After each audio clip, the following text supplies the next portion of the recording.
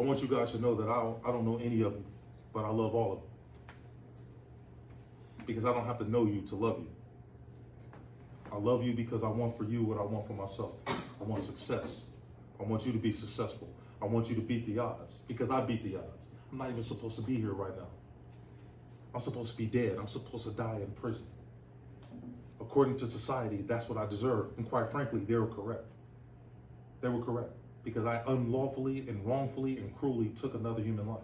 But yet God in his infinite mercy saw fit to rise me above that and to use my story as an example for others to see. And that's why I'm here. I finished with a 4.0 under conditions, brutal conditions. Peter will tell you, classroom super hot, no air conditioning, no air in the cells. But I wanted it bad. I wanted it bad.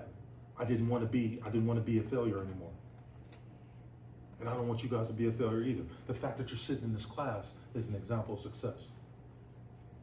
Society, the society we live in, unfortunately, is a racist society, and it's still designed for that way. It's still designed that way. Look who our president is. Period. Look who our president is. The mere fact that we have this man as a president should be a clear example of how America feels about you.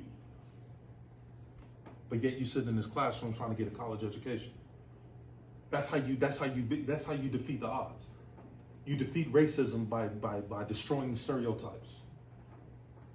You're not farm workers, color, whatever they deem us to be. You're not that. You're doctors, you're lawyers, you're professionals. You get that education. You sit in these classrooms. You continue to get good grades.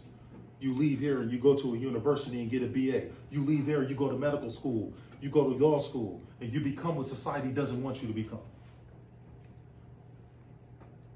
Not just for yourself, but for those who will come after you. I'm here because I want you guys to know that this stuff is real. I want you to know that God is real. Let me show you how good God is. I've only been out 4 months. Next Tuesday will make 5 months. And God, in his infinite mercy, put people on my life. I never knew how to drive. I never got behind the wheel in my life. And I drove Peter here in a Lexus truck. A man that had 50 years to life, that was supposed to die in prison, graduated with a 4.0, going to Cal State LA, and is here talking to you after driving your professor in a Lexus truck. Are you kidding me right now? Are you kidding me right now? So if I can do it, there's no excuse for anyone in this classroom. No excuse. Zero. And I want the best for you guys, man. That's why I'm here. And I'll continue to come as long as you want me. As long as you'll accept me, I'll continue to be here. I'm available. Anyone wants to talk, anyone has any questions, I have no problem. I have no problem sharing my story. I have no problem telling you guys how I got here. But I'm telling you, man, please continue with your education. Don't slack. No. Perform with excellence. Don't give your antagonists, don't give the people who believe you're nothing but a farm worker, nothing but a restaurant worker, nothing but a slave. Don't give them an excuse to continue with that stereotype. Show them something different by being different. And every day you show up in this classroom, do what Professor Peter tells you to do what other professors tell you to do, you're defeating the stereotype, I promise you. There was a police officer, I walked up to him, I said, hey, how you doing, officer? What's going on with you, man? How you doing? As I'm talking to him, one of the guys that I was in prison with walked up, hey, Sharif, you out?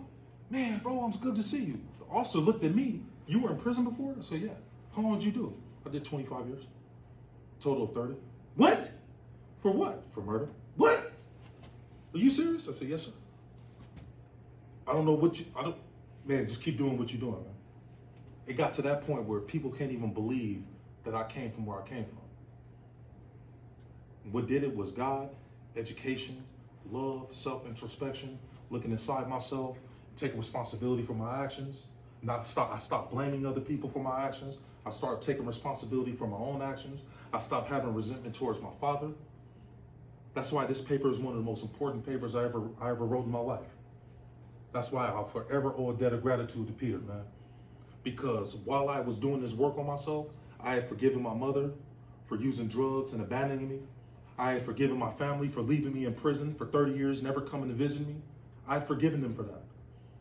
I had forgiven all of my abusers for the sexual and physical abuse that I went through. I had forgiven everyone, but there was one person I had never addressed, and that was my father. And it wasn't until I was forced to write that paper. When he gave me the parameters for the paper, I knew for a fact, this is from you, God. I have to write this paper. I have no choice. And because I wrote this paper, I'm now in a space where my father is still addicted to drugs, still doing what he's doing, but I still love him. I have no resentment because I understand now. Because of papers like this. So I'm saying that to say that education is not just education. It's a change agent. And when you use it correctly and when you apply it correctly, it won't just increase your intellectual capacity. It can change your life. It can change your heart. So with that being said, I'm gonna stop talking because I know it's the morning time. I know I'm tired. I want some more coffee. And I thank you guys for allowing me to be here. Thank you for listening. And I wish you guys all the best in your journey. Thank you.